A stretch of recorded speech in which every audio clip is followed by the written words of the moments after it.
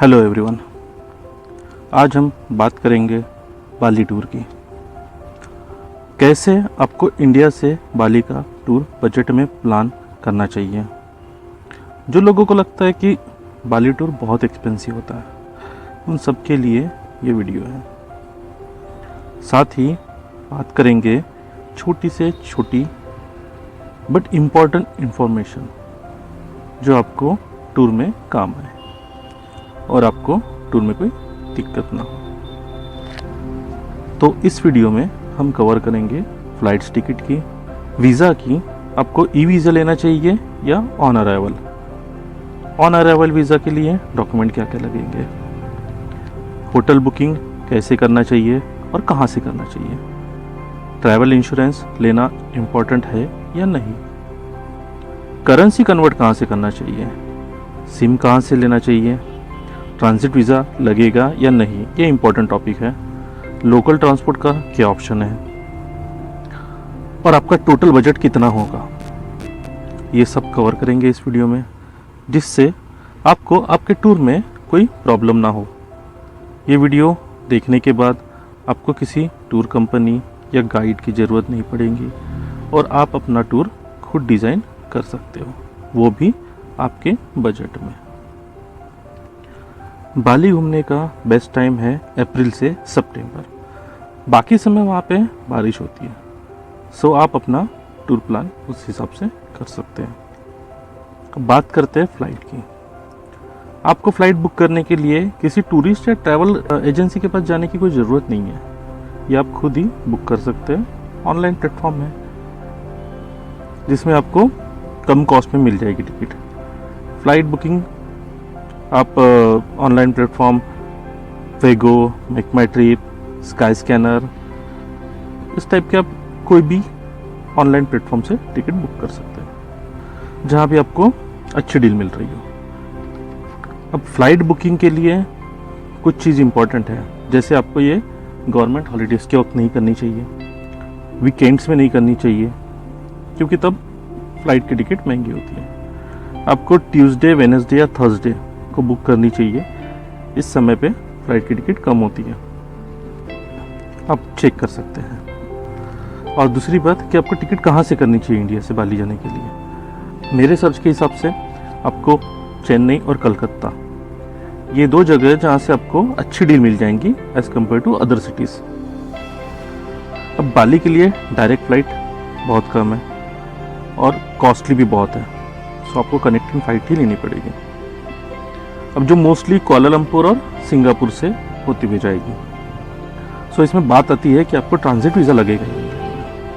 Kuala Lumpur तो visa free है, सो इसमें कोई टेंशन वाली बात नहीं है, लेकिन सिंगापुर वीज़ा फ्री नहीं है। लेकिन अगर आप एयरपोर्ट के बाहर नहीं जा रहे हो तो आपको वीज़ा की ज़रूरत नहीं है, लेकिन ट्रांजिट वीज़ा लग सकता है, उसकी कंडीशन है।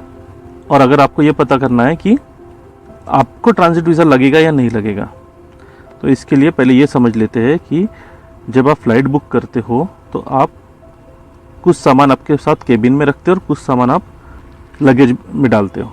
जब आप सिंगापुर में लैंड करोगे उस समय आपका जो लगेज बैग है वो नेक्स्ट फ़्लाइट में कैरी फॉरवर्ड हो जाना चाहिए।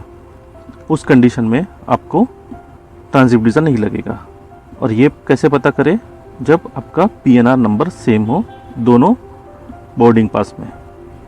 अगर आपका PNR नंबर सेम नहीं है तो आपको आपका लगेज बैग लेने के लिए बाहर जाना होगा और उसके लिए आपको इमिग्रेशन क्लियर करना होगा और तब आपको लगेगा वीज़ा।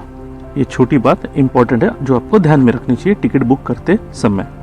इसलिए आपको टिकट बुक करते समय ये ध्यान रखना चाहिए कि जब आप फ़्लाइट बुक कर रहे हो तो उस समय आपकी दोनों फ़्लाइट सेम एयरलाइंस की हो। सेम एयरलाइंस की होगी तो आपको PNR नंबर सेम मिलने के चांसेस ज़्यादा है। और अगर मान लेते हैं कि आपने फ़्लाइट बुक कर लिया और आपका PNR डिफरेंट है, उस कंडीशन में आप एक काम कर सकते हो कि आप अपना पूरा सामान आपके साथ में कैबिन में लेके बैठे। सो आपको सामान आपके पास रहेगा तो आपको बाहर जाने की ज़रूरत ही नहीं होगी। अब जब आप नेक्स्ट फ्लाइट लेके बाली एयरपोर्ट पहुंच जाओगे सो आपको वहाँ इमिग्रेशन क्लियर करने के लिए वीज़ा लगेगा। आपके पास ई वीज़ा होगा तो आप डायरेक्टली इमिग्रेशन पे जाओगे, और नहीं होगा तो ऑन अराइवल वीज़ा लोगे। उसके लिए पेमेंट सेक्शन में जाओगे, जहाँ आपको $34 पर पर्सन देने होंगे, और उसके बाद इमिग्रेशन पे जाना होगा। अगर आप पहले ही ई वीज़ा ले लेते हो तो आपका समय बच जाएगा, और ई वीज़ा डिफ़िकल्ट नहीं है लेना, सेम डे मिल जाता है जिस दिन आप अप्लाई करोगे। इमिग्रेशन पे आपको रिटर्न फ्लाइट टिकट और होटल बुकिंग दिखाना पड़ेगा। सो आप होटल बुकिंग पहले ही कर लें, वो भी आपको ऑनलाइन प्लेटफॉर्म मेक माई ट्रिप, अगोड़ा, गोआईबिबो, वेगो, कहीं से भी आपको मिल जाएगा। बाली में होटल्स और विलास बजट में मिल जाते हैं, रेटिंग देख के आप बुक कर सकते हो। बाली में आपको 2000 से 2500 तक अच्छे होटल्स मिल जाएंगे, जिसमें आपका ब्रेकफास्ट भी इंक्लूड होगा, और आपको ब्रेकफास्ट इंक्लूड करके ही होटल करना चाहिए, जिससे आपका सुबह का समय बच जाए जो आपको घूमने के काम है। अदरवाइज़ आप सुबह ब्रेकफास्ट ढूंढते रह जाओगे और आपका मोस्टली समय उसी में चले जाएगा, और घूमने के लिए आपको समय कम मिलेगा। इसके बाद अगर ट्रैवल इंश्योरेंस की बात करें तो ये कोई कंपलसरी नहीं है, आपको वहाँ कोई नहीं पूछेगा ट्रैवल इंश्योरेंस के बारे में। ये आप पे डिपेंड करता है, आपको लेना है तो ले सकते हैं। 600 से 800 रुपये पर पर्सन में मिल जाता है। बाली पहुंचने के बाद सबसे पहले आपको सिम कार्ड लगेगा इंटरनेट के लिए। इसके लिए आप कर सकते हो जो मैंने किया, मैंने मेरे एयरटेल के नंबर पे ही इंटरनेशनल रोमिंग एक्टिवेट किया था। उसमें 1 GB डाटा, 100 मिनट कॉलिंग 10 दिनों की वैलिडिटी के साथ थी। बाकी सारे होटल्स में वाईफाई मिल जाता है, सो वो सफिशिएंट हो गया था, और मुझे सिम लेने की ज़रूरत नहीं पड़ी, ना सिम बदलना पड़ा। आप भी ऐसा कर सकते हो, या आपको सिम लेना ही है तो ले सकते हो, पर एयरपोर्ट से सिम लेना अवॉइड करना चाहिए। आपको बाहर मार्केट से सिम लेना चाहिए। एयरपोर्ट पे सिम कॉस्टली मिलेगा, ऐसे ही आपको करेंसी भी एयरपोर्ट पे कन्वर्ट नहीं करनी चाहिए। एयरपोर्ट पे कन्वर्जन रेट कम मिलता है। आपको इंडिया से अपने साथ US डॉलर लेके जाना चाहिए। इंडियन करेंसी वहाँ पर कन्वर्ट नहीं होती है, सो आपको डॉलर ही लेकर जाना चाहिए। अगर आप सारे होटल्स बुकिंग यहीं से करके जाते हो तो आपको बहुत ज़्यादा डॉलर भी लेके जाने की ज़रूरत नहीं पड़ेगी। ट्रांसपोर्ट के लिए वहाँ ग्रैब और गोजेक, ये 2 एप्लीकेशन हैं जिसका आप यूज़ कर सकते हो। ये एप्लीकेशन ट्रांसपोर्ट या ऑनलाइन फूड डिलीवरी के काम आती है। जब आप एयरपोर्ट से होटल के लिए कोई कैब करोगे, या तो आप गोजेक या ग्रैब से करोगे, या आप एयरपोर्ट में ही जो कैब सर्विस होती है वहाँ से करोगे। सो आप जब कैब करोगे तो आप बाहर ड्राइवर को बोल के कहीं पे भी रुक के करेंसी कन्वर्ट कर लेना चाहिए, और सिम भी ले लेना चाहिए। वहाँ बहुत एयरपोर्ट से बाहर निकलने के बाद में बहुत सारी जगह पे करेंसी कन्वर्ट हो जाएगी। आपको वहाँ घूमने के लिए बाइक रेंट कर लेना चाहिए। आप होटल में भी पूछोगे तो आपको होटल से भी मिल जाएंगी। 500-600 रुपये इंडियन करेंसी के हिसाब से वहाँ मिल जाती है। सो आपको बाइक रेंट कर लेना चाहिए, वो आपको इकोनॉमिकल भी होगा, और आपको आपके मर्जी से आपको जहाँ जाना है वहाँ जा सकते हैं।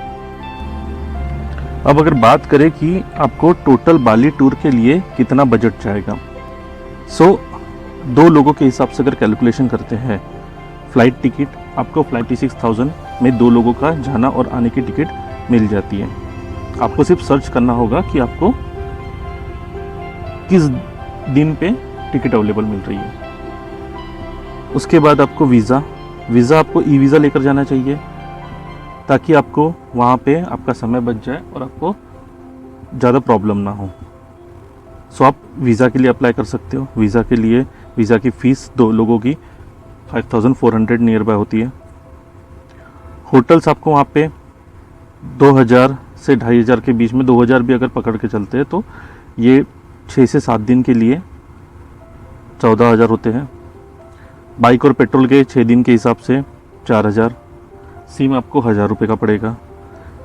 डिनर जो आप करोगे 2 लोगों के हिसाब से 1500 पकड़ के चलो, वो 10,000। और सबसे इम्पोर्टेंट टिकट होती है। आप जहाँ पे भी जाओगे आपको हर जगह टिकट के लिए पैसे पे करना होगा। आप कहीं पे भी घूमने जाओगे हर जगह वहाँ टिकट लगती है। सो टिकट महंगी है और ये कोई भी कैलकुलेशन में नहीं बताता है आपको कि वहाँ टिकट्स लेना होगा। और टिकट्स कम से कम आपके घूमने पे डिपेंड करता है कि आपको टिकट्स कितनी लगेगी। फिर भी अगर एक अप्रोक्सीमेट पकड़ के चले 5-6 दिन के हिसाब से तो आपको 15,000 तो टिकट में ही लग जाएगी। अब अगर टोटल करते हैं तो ये नियर अबाउट 90 to 95,000 होता है।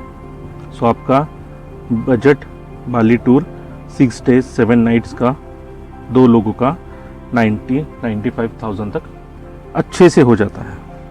अब इसके बाद हम नेक्स्ट वीडियो में बात करेंगे कि आपको क्या क्या वहाँ देखना है चाहिए और क्या क्या नहीं देखना चाहिए, कौन सी मस्ट विजिट प्लेसेस है और कौन सी ओवररेटेड प्लेसेस है।